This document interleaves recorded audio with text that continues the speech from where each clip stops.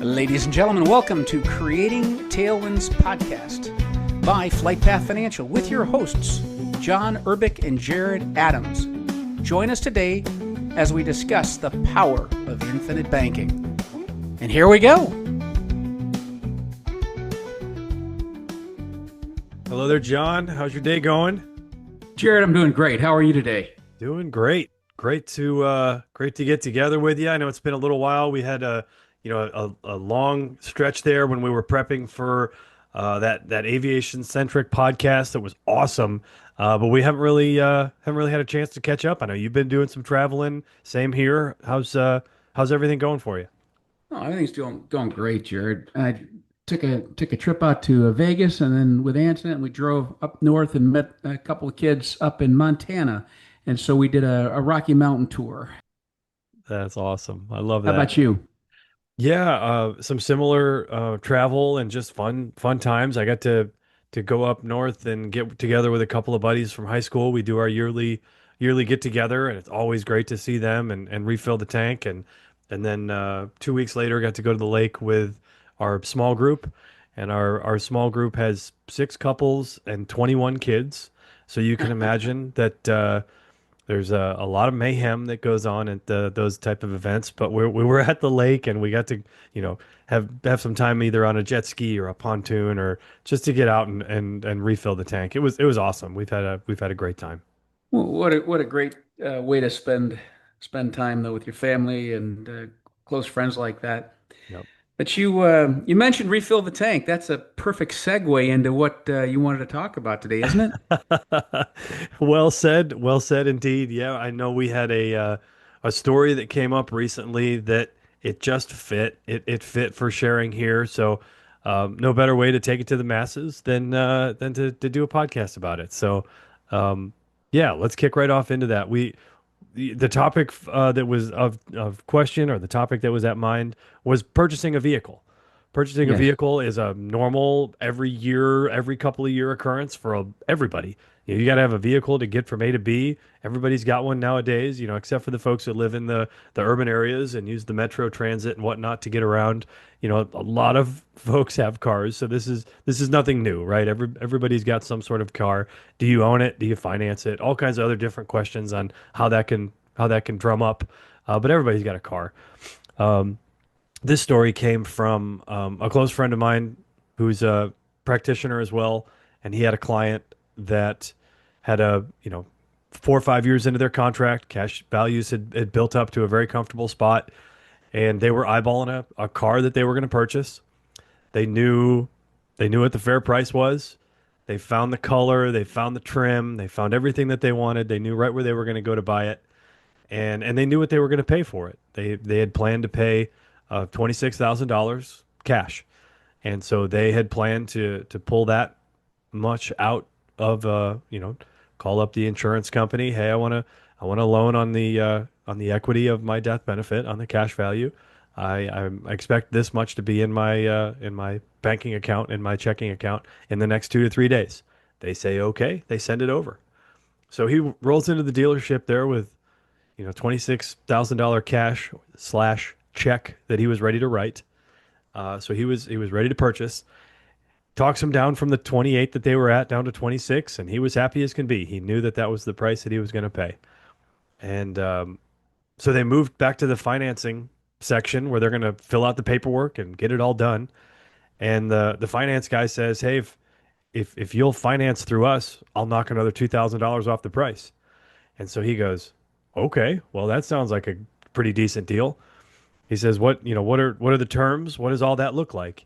And they said, "Well, it's a 5-year loan at 7%, and you can have that loan set up, and that's your payment. That's your plan. And we'll take the purchase price from $26,000 down to $24,000."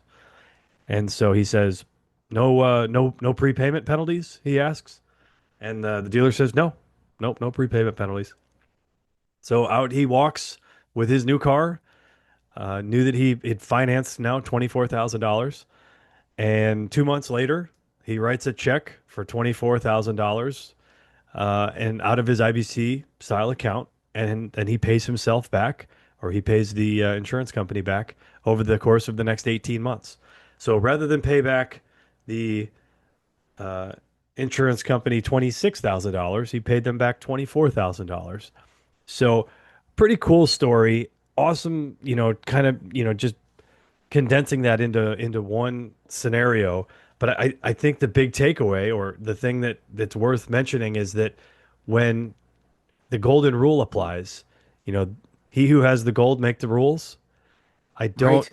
I don't think that he's necessarily making the rules. He didn't walk in and dictate exactly how it was going to happen.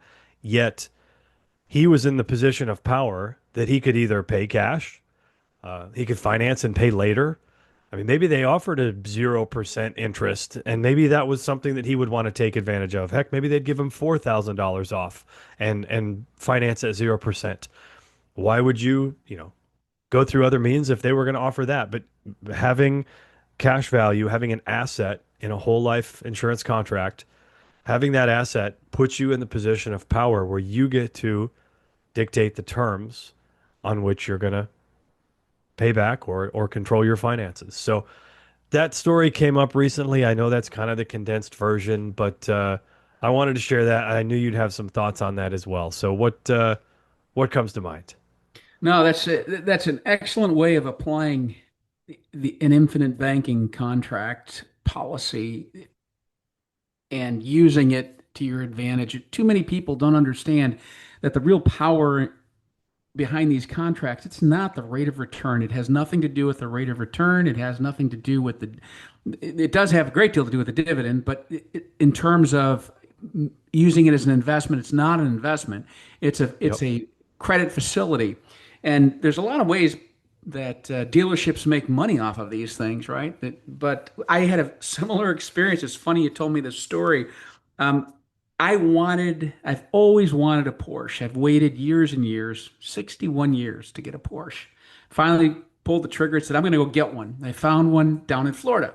So I talked to them. I had my son actually who was down in Florida look at it for me. He says, Dad, it looks great. Just brakes and the tires need to be done. Yep. I said, okay. So I went down there on that with that piece of information. The car was immaculate. And it was a chunk of change, but I thought, okay, I'm gonna buy this thing. And so we negotiated for a little bit, and I got him to pay for a new set of brakes and set of tires for me. That was great. And as he was whittling away on his numbers, he said, how are you going to pay for the car? I said, I'm going to pay cash. He goes, I'll tell you what. If you'll finance this car with me, I can get you another $1,000 off. I said, Sounds very really? Okay. similar.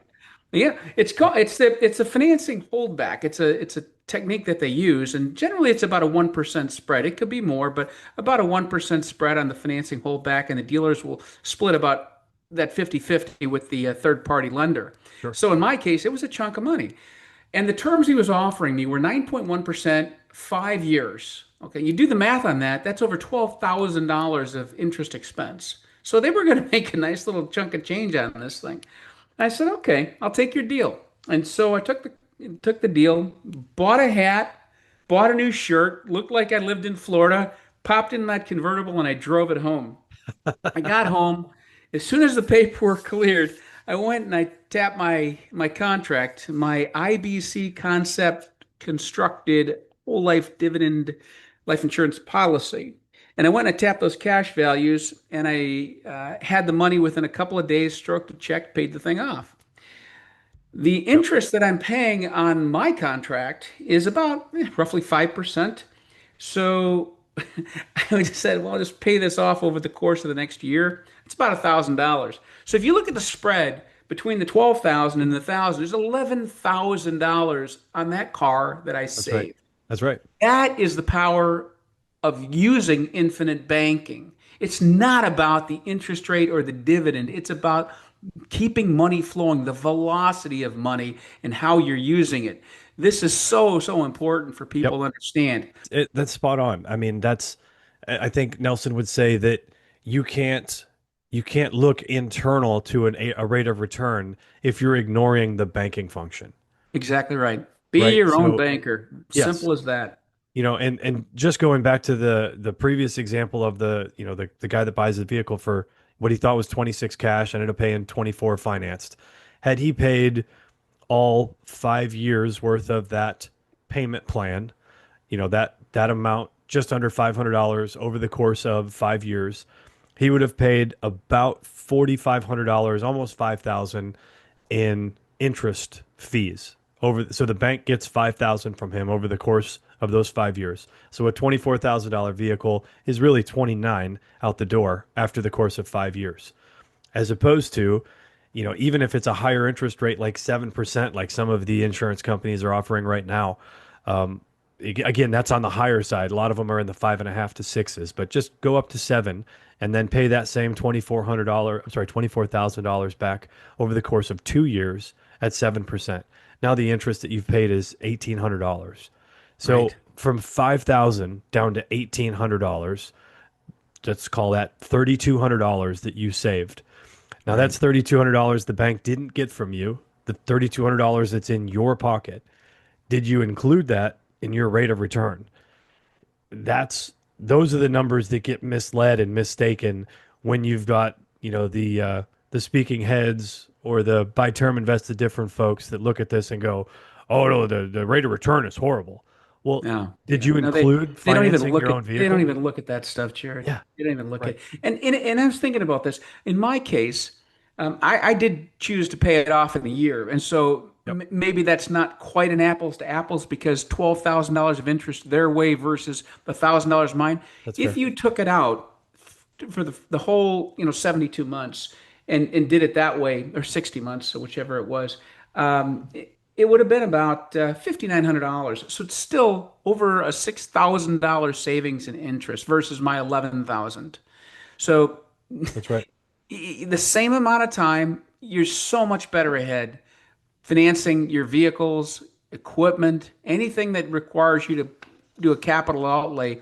You can't beat an infinite banking concepts built whole life dividend life insurance contract. Can't beat it. Yep. Well, that made me think of um, one of the examples in the back of Nelson's book that talks about if you were to take a portion of the education savings or the cost of school Yeah. while you're, recently graduated 18-year-old, 19-year-old, just graduated high school, if you took $20,000 per year throughout the course of their 4 year college, so $20,000 over 4 years, you put $80,000 into a properly structured dividend paying whole life insurance contract in their name, of which you're the controller of.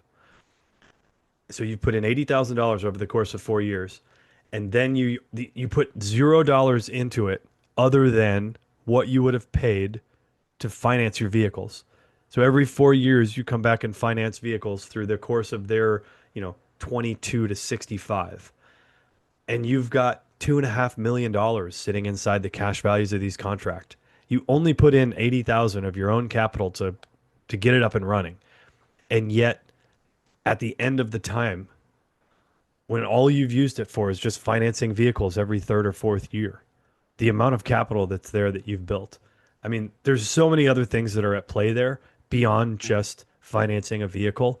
So I don't want to just glaze over that like that's an easy scenario. But when we were talking about this, it made me think about that. It was like, this wasn't a lifelong endeavor of paying hundreds of thousands of dollars in premium. This was 4 years of starting an IBC contract for their college aged kid and then turning it over to them and allowing them to finance their vehicles and pay back into their own system, or have the money that they would have paid to the bank, they're paying to their own policy and PUAs, which after they've financed the vehicle. There's there's a lot in play there. That's not just an easy concept. Well, I can't tell you how much I agree with that. And a lot of people in various businesses, they don't practice what they preach. You and I both practice what we preach. I just this year put into force another three policies on my grandkids, Yep. Emma, Ellie, and Hosea. They're going to have they're going to be in a position when they're college age, whether they want to go to college, whether they want to open up a business, they're going to have cash values in these contracts that will give them real life opportunities that they would not have had these things not been in place. Yep. And everyone out there listening, take a look at this. Call Jared, call me. We'll walk you through the process. It is beyond easy. It's simple. You put it on autopilot and you let it run. Yep. You can stick your money into a bank account, and if you do that, you're going to probably spend it anyway, just because things happen. When it's inside of a life insurance contract, you tend not to spend that money. However, when you do spend it, you spend it with purpose because it's a collateralized lien against your cash values that we talked about. That's That's how right. you take a loan from a life insurance contract that's That's right. properly built. Yep. And you can use it again and again and again. And it just gets more and more efficient over time. Far, far better than anything else you're going to accomplish out there with the banks, because the banks keep the dividend, they keep the velocity of the money, and the money they make on your money, they keep it. With an infinite banking concepts constructed life insurance contract that's whole life, dividend paying whole life insurance contract, you own it and you benefit from it. That's And right. it's so powerful. And just like we said off the start, you're in the position of power. If you can find a better APR than what the insurance company is offering, great. You have the opportunity to go do that. If make sure the terms are equal and that you would have bought that anyways. There's all kinds of different human factors that you've got to address there. If the only reason you purchased it because of it was 0%, well, did you need to buy it to begin with? That would be a great question to ask yourself, or you and your spouse behind closed doors. Yeah. That you can't discount that either. But if you would have made that purchase anyways, your terms and agreement is set on your discussion and on your ability to make that happen because you're in the position of power. You've created another asset that creates your ability to have a set amount of cash show up into your account in 3 days or less, of which you get to then be in the driver's seat. Maybe that guy that we were talking about earlier, maybe he just would have been more comfortable not having to mess around with, filling out the financing paperwork and then having to write the check 2 months later. Maybe he just wanted to write that check one time and that was worth his time and money to not have to deal with that later. Hey, great. You're in the position of power. You've created this and you get to benefit from that as well. So Yeah. it just opens up all the various doors that you can have the opportunity to eliminate outside debt while building your warehouse of wealth. Yeah. Well, you talked about human factors, and that's a whole nother discussion, but Sure. it's so true that our behavior is driven by our habit patterns. And if we Yep. develop good habit patterns where we're putting our money and then we thoughtfully use that money and those steps that we take to do that, we're in full control of, rather than another credit facility, a bank, or whatever. You think differently and you learn to think like a banker, and you learn to think, how do I smartly deploy this capital? And when you see the numbers flow and the money come back into your account and it begins to grow year over year over year, you're going, you know what? This really works. And so the closer you come to touching the process, the more intimate you are with it, the better decisions you're going to make. And flying airplanes, you and I both are very familiar with these things. People get apprehensive getting on Sure. an airplane. Oh, Sure. it's because they're not in control. Amen to And that. when you're learning to fly an airplane, and you did a lot of instructing, you say, hey, look, all right, I'm going to demo this, and then you're going to fly it. And the mind shift when somebody has their hands on the yoke, they're on the controls, they're pushing Hmm. the throttles, they have a completely different attitude toward that airplane and how it makes them feel inside versus going along for the ride. It's such a perfect description. Really, really great. Putting those two together. You're spot on. Yes, I've seen that many, many times. Even on an intro flight, you've got Yeah. a person that's never been in an airplane before. They've heard about it. They've seen them up in the sky, but they've never been up front. And they're very apprehensive. They're very curious, but they're just watching. And then you get it up in the air, and you say, "All right, your aircraft." And the look on their face as they take over is just awestruck. I mean it's that in itself is worth doing the demo flight a lot of the times. That aha moment, right, that they see. But that is such an accurate comparison to as you see the power that you're creating And as you take control, how much power that provides to you, but also how simple it really is. And you were sitting back going, "Oh, I could never do that. I'm not an economist. I'm not a banker." Well, you've managed your household money for 10, 20, 40, 50 years and you're still here. You did a great job getting it there. Just dive in and start asking questions. I mean, there's no better way than to dive in and start learning. And And the, how what a perfect comparison. I really like that. and the great sense of satisfaction people have that that's one of the great things in aviation and all things when you're educating Yep. someone else Yep. to do something. But in aviation, the great sense of satisfaction, we all had that for the first time when we our first solo flight. We're like, wow, I am completely in charge here, and the empowering feeling that is. But Yep. it's also very empowering for the instructor Yep. because you conveyed what you knew to that person, and you've got it. You've demonstrated. They're demonstrating they get it, and they get it because of you. And that's what infinite banking is all about. As practitioners, we're the instructors in the airplanes. We want you to succeed. We want you to go solo. We want you to go on and be a fantastic pilot, just like we'd like you to become your own banker. Once you understand it, once you catch it, as Nelson would say, and you say, Yep. uh, you're there. I mean, you're on your way. It just takes the inertia. You gotta get off dead center and take the action and make that phone call, talk to us, and let us show you how this will work in your life and work so beautifully. But you gotta take the action. That's right. And it doesn't have to be John or I. If you It's a true find statement. yourself out of a spot where, oh, I've listened to this podcast. This makes sense. I want to talk to somebody else more about it. Go to infinitebanking.org. Go to the Find a Practitioner tab and find someone that's nearby you. And if you talk to them and you're not sure if, what the personalities are jiving or you just didn't like how it went, then call us. Or, it doesn't have to be, we're not the only two people that set you up with an infinite banking contract. Yet that's a small community. And there's a lot of players out there that would like to say that they are in the infinite banking community, but they're not.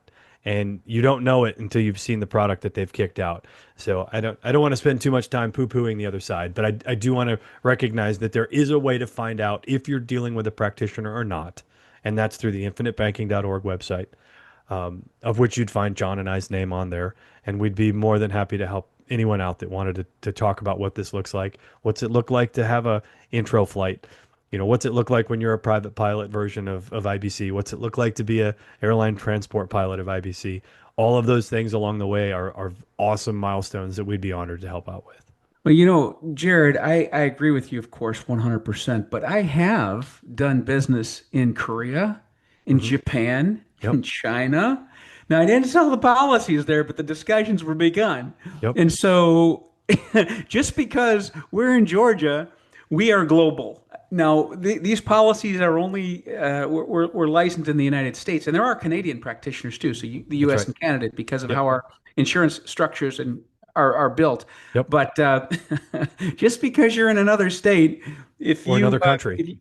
or another country, That's but right. as long as you legally reside in the United States, we can help you. That's right. So I would like your business. Jared would like your business. That doesn't mean there's not other options out there, and we That's right. recognize that and we encourage that. If you prefer to deal with somebody else, by all means, That's right. just I get hope that good that's information. as much of a humble show as to our personality is that we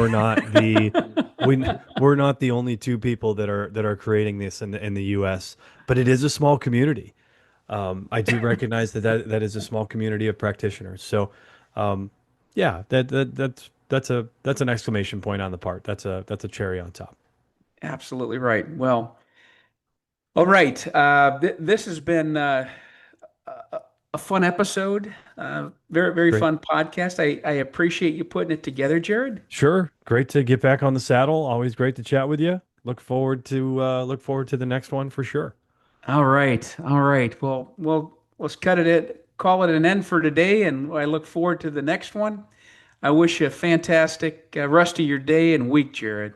Sounds great, John. Thank you much. Take care. Thank you. Cheers. Cheers. We'd like to thank you for tuning in to today's episode of Creating Tailwinds podcast with your hosts, John and Jared. As always, we welcome your questions and critiques. You can reach us through the Contact Us tab at flightpathfinancial.com. Remember, it's all about how you think. As Nelson Nash has said about infinite banking, give it your close attention, and it can make a radical improvement in your financial future.